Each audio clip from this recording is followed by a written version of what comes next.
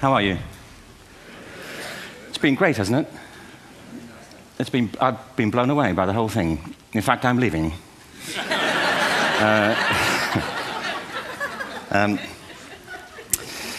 There have been three themes, haven't there, running through the conference, which are relevant to what I want to talk about. One is the extraordinary evidence of human creativity in all of the presentations that we've had and in all the people here. Just the variety of it and the range of it. The second is that it's put us in a place where we have no idea what's going to happen in terms of the future. No idea how this may play out.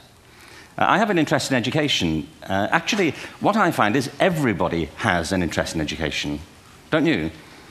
I find this very interesting. If you're at a dinner party and you say you work in education, actually, you're not often at dinner parties, frankly, if you work in education, you're not asked, and you're never asked back, curiously. That's I think that strikes me. But if you are, and you say to somebody, they say, what do you do? And you say, you work in education, you can see the blood run from their face. They think, oh my God, why me? It's my one night out all week. But if you ask people about their education, they pin you to the wall. Because it's one of those things that goes deep with people. Am I right? Like religion and money and other things. So I have a big interest in education, and I think we all do. We have a huge vested interest in it, partly because it's education that's meant to take us into this future that we can't grasp. If you think of it, children starting school this year will be retiring in 2065. Nobody has a clue, despite all the expertise that's been on parade for the past 4 days, what the world will look like in 5 years' time. And yet we're meant to be educating them for it. So the unpredictability, I think, is extraordinary. And the third part of this is that we've all agreed, nonetheless, on the really extraordinary capacities that children have, their capacities for innovation. I mean, Serena last night was a marvel, wasn't she? Just seeing what she could do. And she's exceptional, but I think she's not, so to speak, exceptional in the whole of childhood. What you have there is a person of extraordinary dedication who found a talent. And my contention is all kids have tremendous talents, and we squander them pretty ruthlessly. So I want to talk about education, and I want to talk about creativity. My contention is that creativity now is as important in education as literacy, and we should treat it with the same status. Thank you.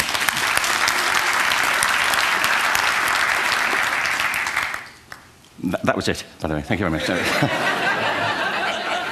So, 15 minutes left. Well, I was born... No, I had a great story recently, I love telling it, of a little girl who was in a drawing lesson. She was 6, and she was at the back drawing, and the teacher said, this little girl hardly ever paid attention. And in this drawing lesson, she did. And the teacher was fascinated. She went over to her, and she said, what are you drawing? And the girl said, I'm drawing a picture of God.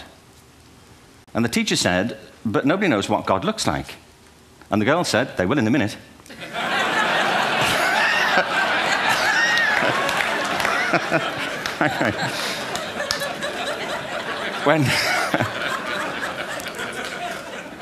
When my son was 4 in England, actually he was 4 everywhere, to be honest. I mean, if we're being strict about it, wherever he went, he was 4 that year. But he was in the Nativity play. Do you remember the story? No, it was big. It was a big story. Mel Gibson did the sequel. You may have seen it. I don't know. It was Nativity 2. But James got the part of Joseph, which we were thrilled about. We consider this to be one of the lead parts. We had the place crammed full of agents and T-shirts. James Robinson is Joseph. He didn't have to speak, but do you know the bit where the 3 kings come in?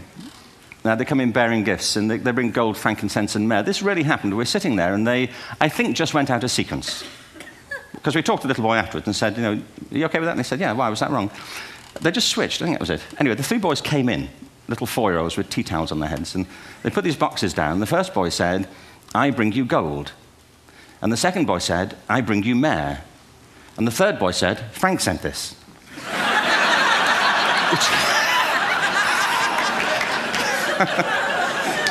fourth grade.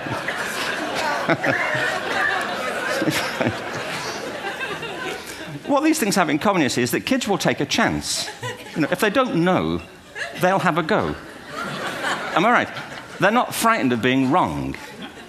Now, I don't mean to say that being wrong is the same thing as being creative. What we do know is, if you're not prepared to be wrong, you'll never come up with anything original.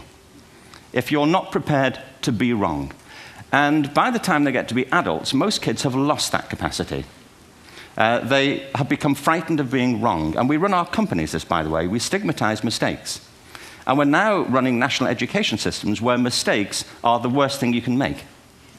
And the result is that we are educating people out of their creative capacities. Picasso once said this. He said that all children are born artists. The problem is to remain an artist as we grow up. I believe this passionately, that we don't grow into creativity, we grow out of it. Or rather, we get educated out of it. So why is this? I lived in Stratford-on-Avon until about 5 years ago. In fact, we moved from Stratford to Los Angeles. So you can imagine what a seamless transition, this was from LA. Actually, we lived in a place called Snitterfield, just outside Stratford, which is where Shakespeare's father was born. Are you struck by a new thought? I was. You don't think of Shakespeare having a father, do you? Do you? Because you don't think of Shakespeare being a child. Do you? Shakespeare being 7. I never thought of it. I mean, he was 7 at some point. He was in somebody's English class, wasn't he? Do you understand? Really? How annoying would that be?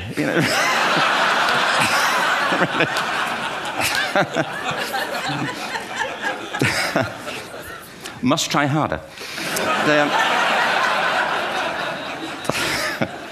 Being sent to bed by his dad, to Shakespeare, go to bed now, to William Shakespeare, and put the pencil down, and stop speaking like that. It's confusing everybody.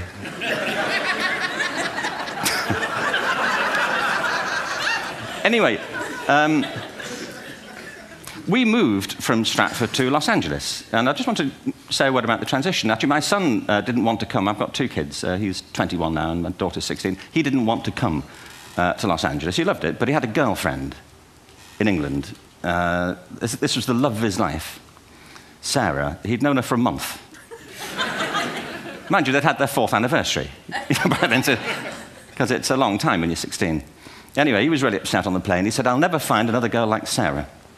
And we were rather pleased about that, frankly, because she was...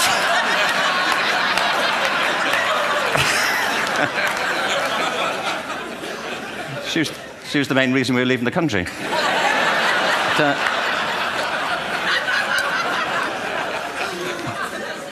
But something strikes you when you move to America and when you travel around the world. Every education system on Earth has the same hierarchy of subjects. Everyone, doesn't matter where you go. You think it would be otherwise, but it isn't. At the top are mathematics and languages, then the humanities, and at the bottom are the arts, everywhere on Earth.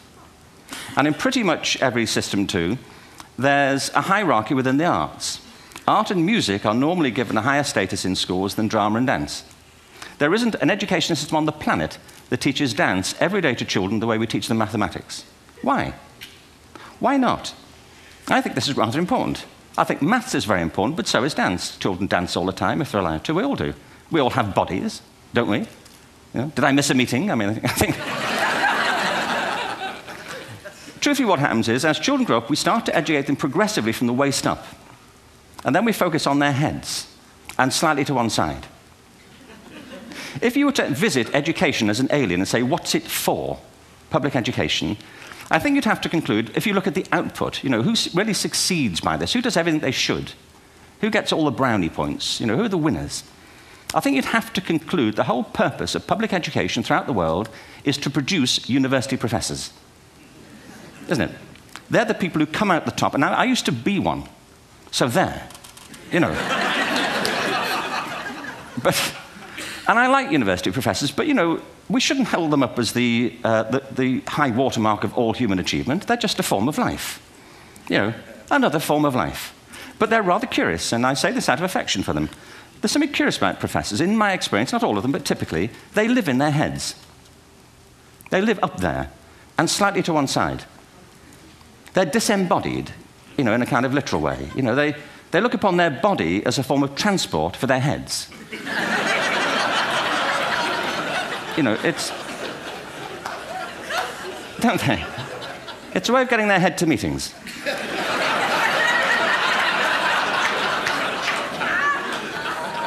If you want real evidence of out-of-body experiences, by the way, get yourself along to a residential conference for senior academics and pop into the discotheque on the final night. And there you will see it, grown men and women writhing uncontrollably off the beat, waiting to it ends so they can go home and write a paper about it. Now, our education system is predicated on the idea of academic ability. And there's a reason. The whole system was invented around the world. There were no public systems of education really before the 19th century. They all came into being to meet the needs of industrialism. So the hierarchy is rooted on two ideas. Number one, that the most useful subjects for work are at the top. So you were probably steered benignly away from things at school when you were a kid, things you liked, on the grounds you would never get a job doing that. Is that right? Don't do music, you're not going to be a musician. Don't do art, you won't be an artist. Benign advice, now profoundly mistaken. The whole world is engulfed in a revolution. And the second is academic ability, which has really come to dominate our view of intelligence because the universities designed the system in their image. If you think of it, the whole system of public education around the world is a protracted process of university entrance. And the consequence is that many highly talented, brilliant, creative people think they're not, because the thing they were good at school wasn't valued or was actually stigmatized. And I think we can't afford to go on that way. In the next 30 years, according to UNESCO, more people worldwide will be graduating through education than since the beginning of history. More people. And it's the combination of all the things we've talked about, technology and its transformational effect on work, and demography and the huge explosion in population. Suddenly, degrees aren't worth anything. Isn't that true? When I was a student, if you had a degree, you had a job. If you didn't have a job, it's because you didn't want one. And I didn't want one, frankly. So, but now, kids with degrees are often heading home to carry on playing video games because you need an MA, where the previous job required a BA, and now you need a PhD for the other. It's a process of academic inflation, and it indicates the whole structure of education is shifting beneath our feet. We need to radically rethink our view of intelligence. We know three things about intelligence. One, it's diverse. We think about the world in all the ways that we experience it. We think visually, we think in sound, we think kinesthetically, we think in abstract terms, we think in movement. Secondly, intelligence is dynamic. If you look at the interactions of a human brain, as we heard yesterday from a number of presentations, intelligence is wonderfully interactive. The brain isn't divided into compartments. In fact, creativity, which I define as the process of having original ideas that have value, more often than not, comes about through the interaction of different disciplinary ways of seeing things. The brain is intentionally... By the way, there's a shaft of nerves that joins the two halves of the brain called the corpus callosum. It's thicker in women. Following on from Helen yesterday, I think this is probably why women are better at multitasking. Because you are, aren't you? There's a raft of research, but I know it from my personal life. If my wife is cooking a meal at home, which is not often, thankfully, but if she's doing... No, she's good at some things. But if she's cooking, she's dealing with people on the phone, she's talking to the kids, she's painting the ceiling, she's doing open-heart surgery over here. If I'm cooking, the door is shut, the kids are out, the phone's on the hook. If she comes in, I get annoyed. I say, Terry, please, I'm trying to fry an egg in here.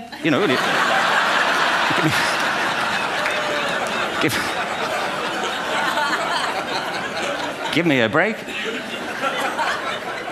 Actually, there was do you know that old philosophical thing? If a tree falls in a forest and nobody hears it, did it happen? Remember that old chestnut? I saw a great T-shirt recently which said, if a man speaks his mind in a forest and no woman hears him, is he still wrong?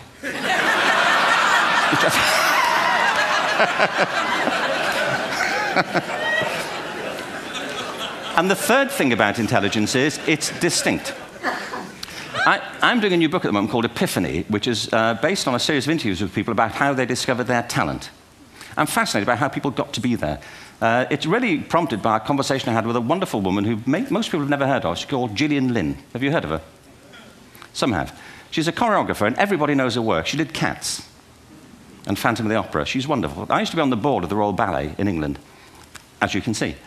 And anyway, Jill and I had lunch one day. I said, how'd you get to be a dancer? And she said it was interesting. When she was at school, she was really hopeless. And the school in the 30s wrote to her parents and said, we think Gillian has a learning disorder. She couldn't concentrate, she was fidgeting. I think now they'd say she had ADHD. Wouldn't you? But this was the 1930s, and ADHD hadn't been invented, at this point, so it wasn't an available condition. people weren't aware they could have that. Anyway, she went to see this specialist. So this oak-panelled room, and she was there with her mother, and she was led and sat on this chair at the end, and she sat on her hands for 20 minutes while this man talked to her mother about all the problems Gillian was having at school. And at the end of it, because she was disturbing people, her homework was always late and so on, little kid of 8, in the end, the doctor went and sat next to Gillian and said, Gillian, I've listened to all these things that your mother's told me. I need to speak to her privately. So he said, wait here, we'll be back. We won't be very long. And they went and left her. But as they went out the room, he turned on the radio that was sitting on his desk. And when they got out the room, he said to her mother, just stand and watch her. And the minute they left the room, she said she was on her feet, moving to the music. And they watched for a few minutes, and he turned to her mother, and he said, Mrs. Lynn, Gillian isn't sick, she's a dancer. Take her to a dance school. I said, what happened? He said, she did. I can't tell you how wonderful it was. We walked in this room, and it was full of people like me. People who couldn't sit still. People who had to move to think. Who had to move to think. They did ballet, they did tap, they did jazz, they did modern, they did contemporary. She was eventually auditioned for the Royal Ballet School. She became a soloist. She had a wonderful career at the Royal Ballet. She eventually graduated from the Royal Ballet School, found her own company, the Gillian Dance Company, met Andrew Lloyd Webber. She's been responsible for some of the most successful musical theatre productions in history. She's given pleasure to millions, and she's a multi-millionaire. Somebody else might have put her on medication and told her to calm down. Now, I think...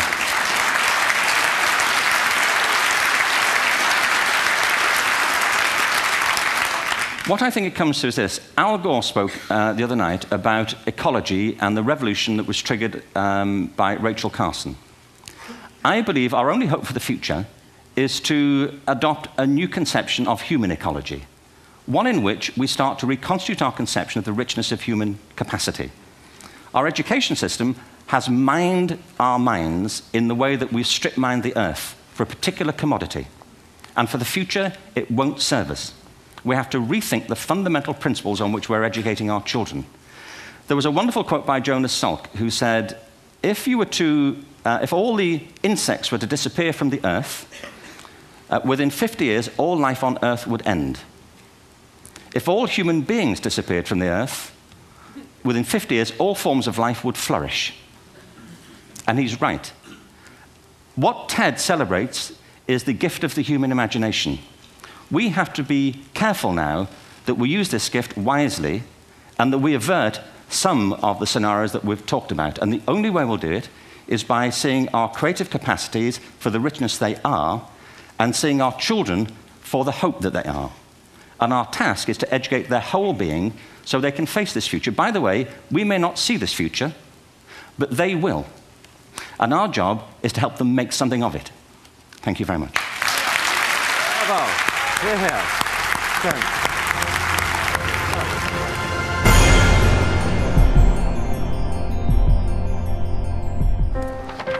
What if great ideas weren't cherished? What if they carried no importance? Or held no value?